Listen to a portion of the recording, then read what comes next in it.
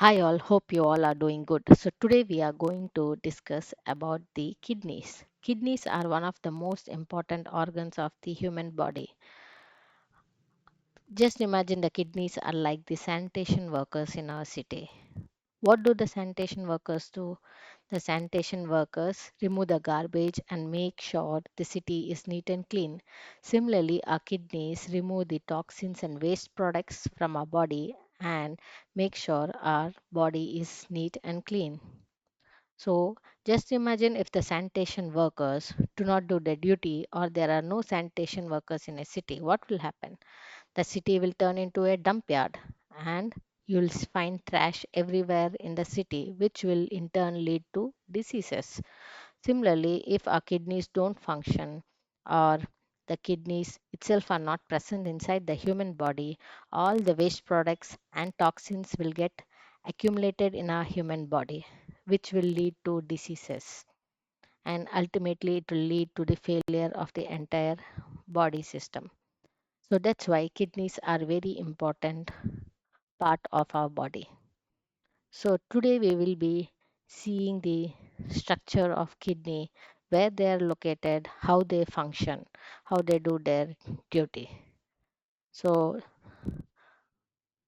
the kidneys are bean-shaped structures. So if you see the red color ones, these are the kidneys on both sides.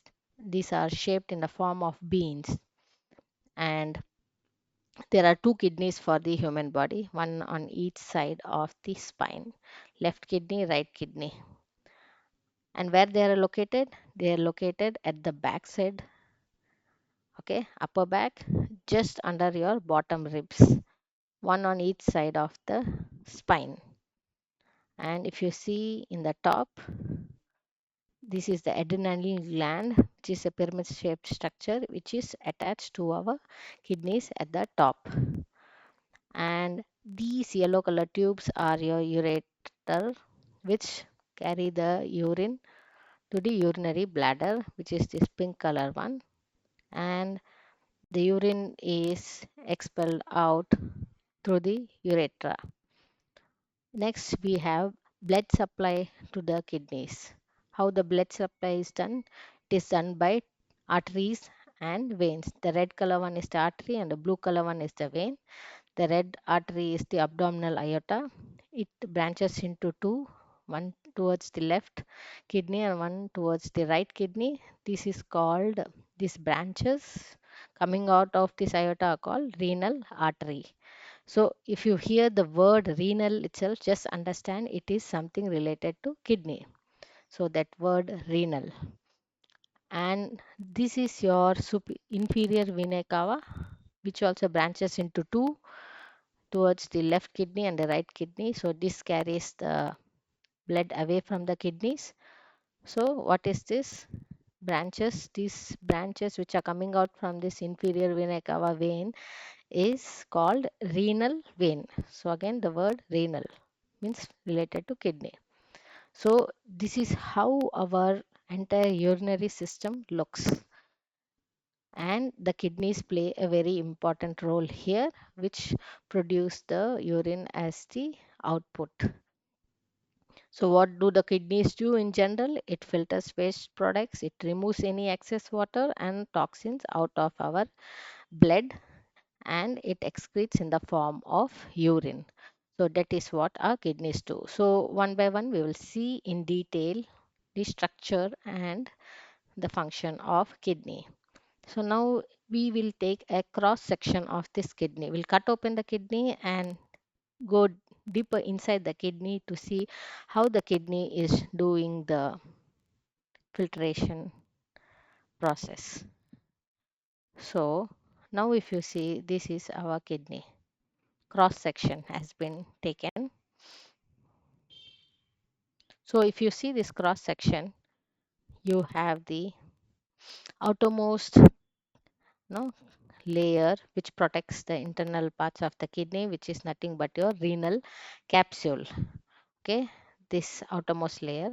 Then we have the cortex layer, this tissue, the outermost no tissue right inside your renal capsule is your cortex, And if you see, this cortex extends in between you know these pyramid shaped structures. So this cortex is extending in between also, which makes these pyramid shaped structures. So that extensions of cortex is called renal column. Okay. And the next part of the kidney is the inner layer is your medulla layer. Medulla is your innermost layer. It is formed into pyramid shaped structures. So these pyramid shaped structures are what called no medulla. These are the part of the medulla. So they are called as renal pyramid because this medulla is forming into many pyramid shaped structures. It is called renal pyramid. So this is your medulla region, which is no split into pyramid shaped structures called renal pyramid. Next comes your minor calyx. So from the tip of this medulla, okay, the urine is drained into small tubes called minor calyx. So this tip of the medulla is called renal papilla, which consists of the collecting ducts in the tip of this renal pyramids, right? So we have collecting ducts in the tip of this renal pyramids, which drain the urine into the smaller tubes called calyx. So that is called renal papilla, the tip of the pyramids. And these tubes, the small tubes which collect, are the minor calyx. They merge to form the bigger tubes, the yellow color one. See, they merge and become bigger tubes called major calyx. And then the urine again drains into this funnel shaped structure here. See, the yellow color one I'm telling. The funnel shaped structure is formed. They are called the renal pelvis. And then it descends down into tubes called ureter, which connects to the urinary bladder. Okay. Next is your blood supply, which we saw, the renal artery and the renal vein. The red one is the renal artery. The blood is supplied. See, this artery is spread throughout the kidney everywhere. They branch, they go in between these pyramid like structures, these lobes. These are called interlobular arteries and interlobular veins. Okay. And then they branch up and branch into many smaller blood vessels.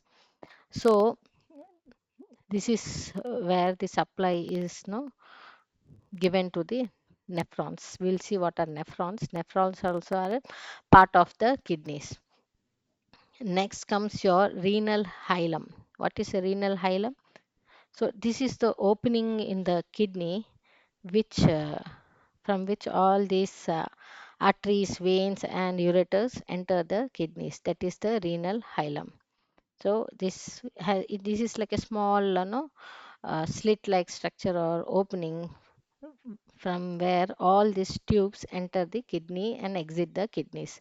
That is called the renal hilum. So now we'll go further down and see the next structure.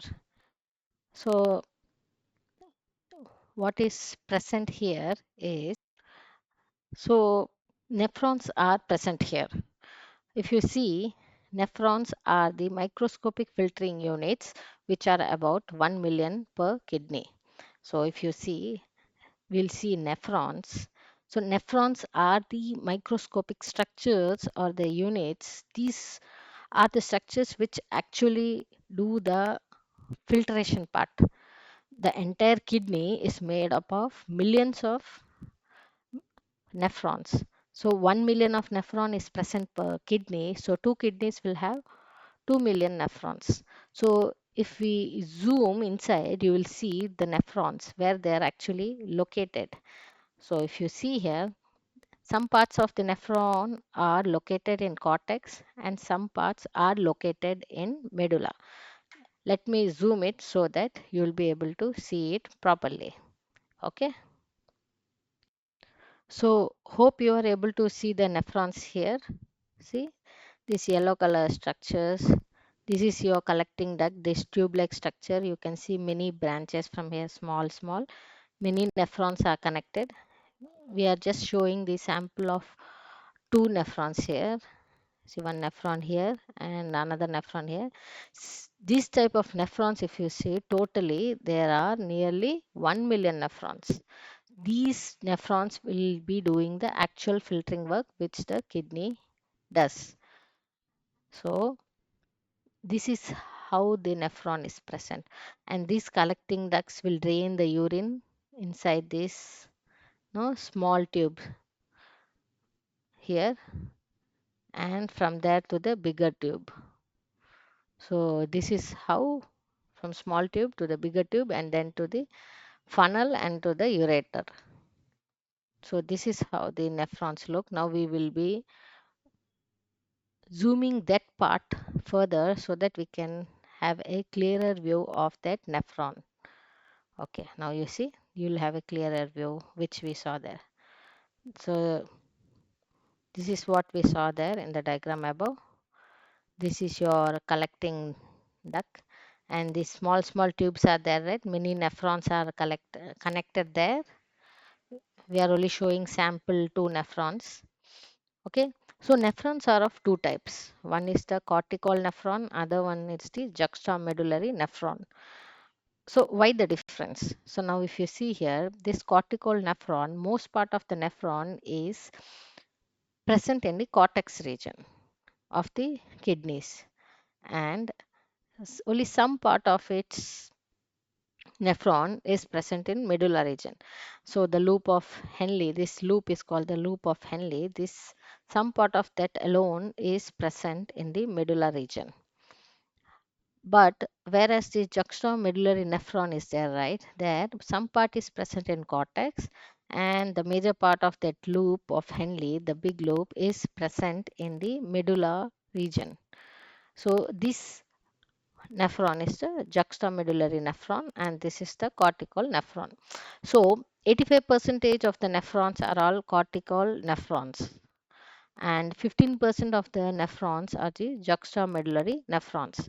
So these are all connected to the collecting duct, which ultimately drain that into the further tubes present. So that is the two types of nephrons which are present. So major of the reabsorption is done by the juxtamedullary nephrons, if you see, because see, most part of this is present in the medulla region, and medulla region is salty. Now we will be looking into detail the nephron, which is doing the actual filtration work. Okay, let me arrange the picture so that you can look at the diagram properly. Okay, some more. I will zoom in. Okay, hope you are able to see it properly. Okay, yeah, let me go here.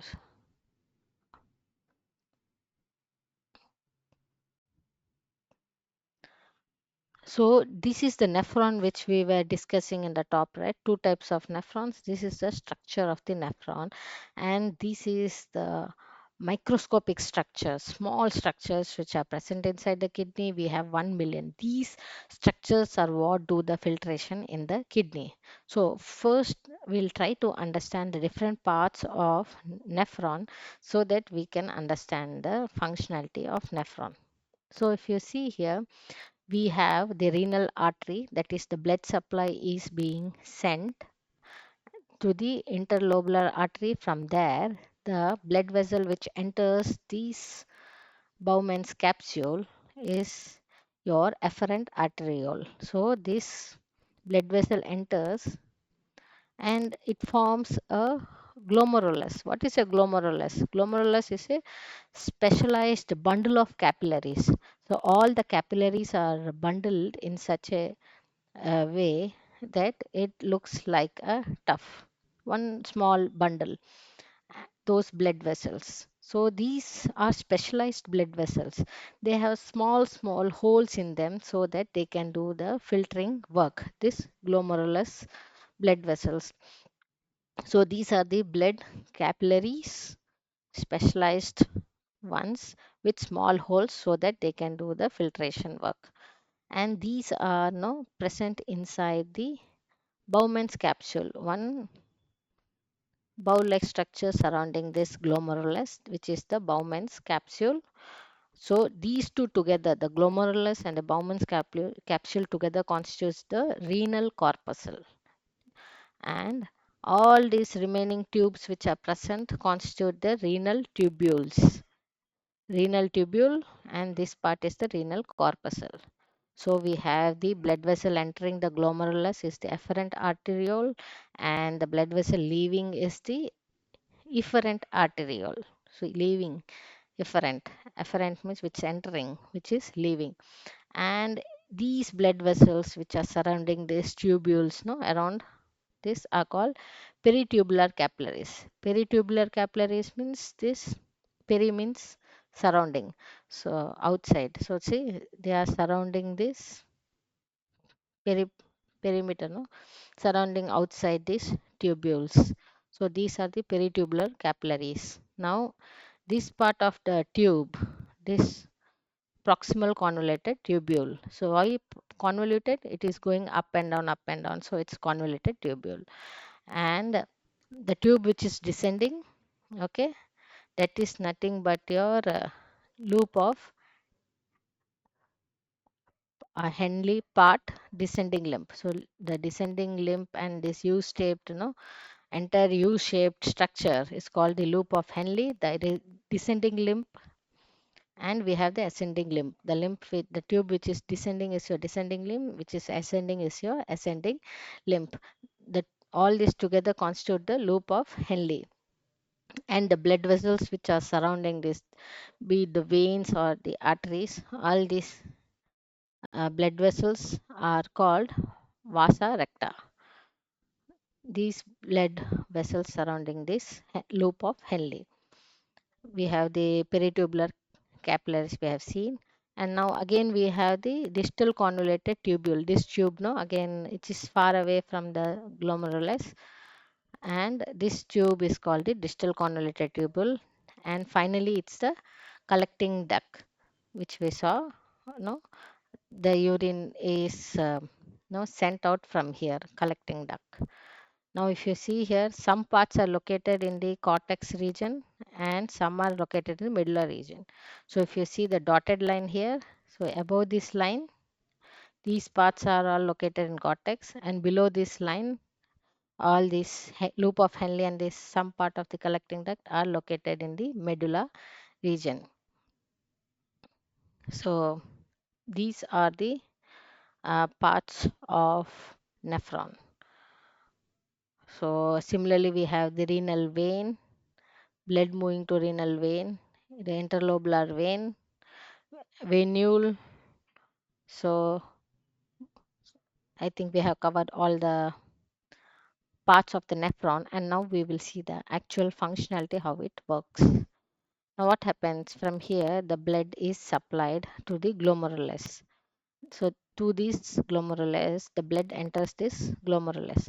So here the blood vessel is thick, and here the blood vessels become thin. So what happens, from high pressure area to low pressure area it enters. The pressure inside these small veins increases because now this small vessels, I mean the small capillaries, the blood vessels are thinner in diameter, and here the blood vessels are thicker in diameter. They have bigger diameter, have smaller diameter. So when the blood enters from uh, bigger diameter blood cells to smaller diameter blood vessels, from these blood vessels to the smaller blood vessels, what happens, the pressure increases inside these small blood vessels. And because of that, and we know glomerulus are special type of capillaries which have holes in them, so they filter out the entire plasma from the blood, plasma along with water, um, the salts and nutrients which are of small structure or small size. The small molecules are filtered out of these blood vessels. The bigger ones remain inside the blood vessels, like the blood cells, the blood corpuscles, or the bigger protein molecules are there, right? They remain inside the glomerulus. So basically it filters out the plasma from the blood along with so plasma, we know it contains water, some important nutrients, it has some salts in it. So all that is filtered out. The bigger proteins in plasma, they cannot be sent out, so they just remain inside these blood vessels, including the blood cells. Now what happens after that? Blood is filtered, that filtrate, now we'll call that as filtrate, that enters the Bowman's capsule. So this is the Bowman's capsule. So from this Bowman's capsule, what happens? It collects the filtrate and it enters these tubes. So just understand, the main filtration part is done by the glomerulus, and these tubes do the reabsorption part. Okay, the work of these tubes is mainly reabsorption, but the main filtration is done by this renal corpuscle. This glomerulus is one which filters, and these tubes are one which do the reabsorption. So now we will see how the tubes are reabsorbing and what is being reabsorbed. Now the blood enters this proximal convoluted tubule. So what happens? The proximal convoluted tubule, 65% of water and sodium and 100% of glucose and amino acids are all reabsorbed back. How they are reabsorbed? See, we have the peritubular capillaries surrounding these tubules. So these tubules reabsorb entirely 65% of water and sodium and 100% of glucose and amino acids, which is sent out by the proximal convoluted tubules. So these reabsorption happens here in the proximal convoluted tubule, that much. Next, it enters the loop of Henle. Okay, so what happens in the descending limb? This descending limb is permeable to water. So permeable to water, so 15% of water is reabsorbed by the blood vessels here. So when the remaining filtrate enters this descending limb, 15% of water is reabsorbed in the descending limb. How it is now observed? Permeable to water means it leaks out water and it enters the surrounding region, because surrounding medulla region is very salty, and because of saltiness the water moves towards the salty region, so it moves out and these blood vessels absorb that water. So 15% of water gets reabsorbed here by the process of osmosis. Next, what happens? It goes down into the loop of Henle and it goes to the ascending limb. So what happened in the ascending loop of Henle? Here it is not at all permeable to water. So water is not even sent out of this ascending limb. But here, using the cellular energy, it pumps out sodium, potassium and chloride ions out into the surroundings, and that is absorbed by these blood vessels. So this is pumping out your salts. So the saltiness in medulla region is because of this, because they are pumping out salts into the medulla region, from which the blood vessels absorb that salts into, reabsorb it into the blood vessels. Okay, now again it is going up and entering the distal convoluted tubule. So what happens here? Here secretion is done by the blood vessels, that is any excess ions like potassium, hydrogen and ammonia, no, are secreted inside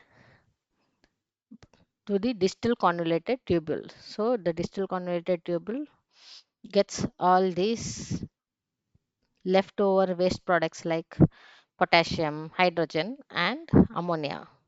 or even any drugs which we are having, the medicines which there in the blood are also secreted into the tubule. So this carries that waste products, and along with the remaining water which it got from the ascending limb, it enters the collecting duct, and the collecting duct absorbs between 0 to 19 percentage of water.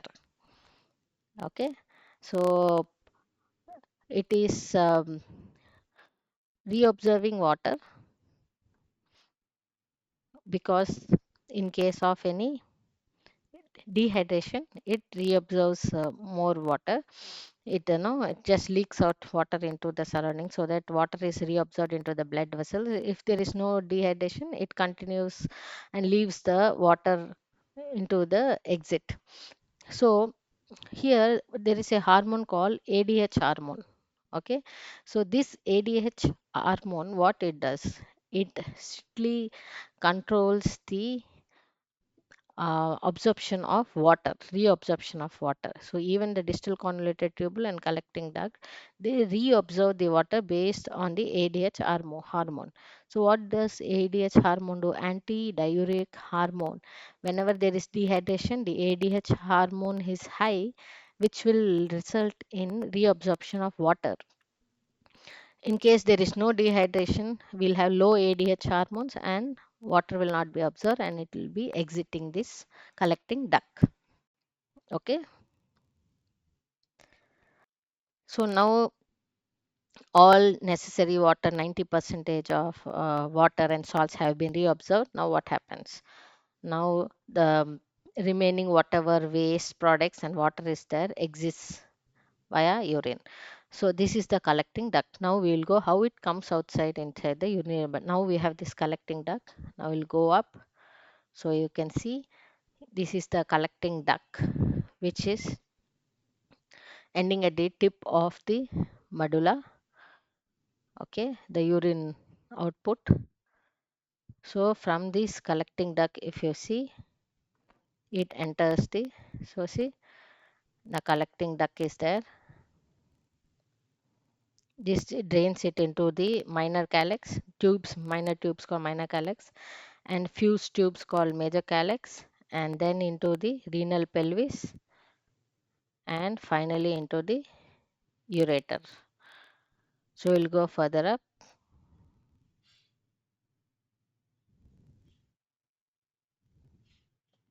So so now we have the water, the urine draining out from this renal pelvis into the ureter. Now what happens? Urine has entered the ureter. Now it has to be sent to the further down. From the ureter, the urine enters the urinary bladder here, and it temporarily stores in the urinary bladder until the urine is expelled out by the urethra. So this is the entire function of kidney, and how the urine is produced and how the urinary system works. So hope you have enjoyed today's session. If you like my videos, please like, share and subscribe. Thank you all.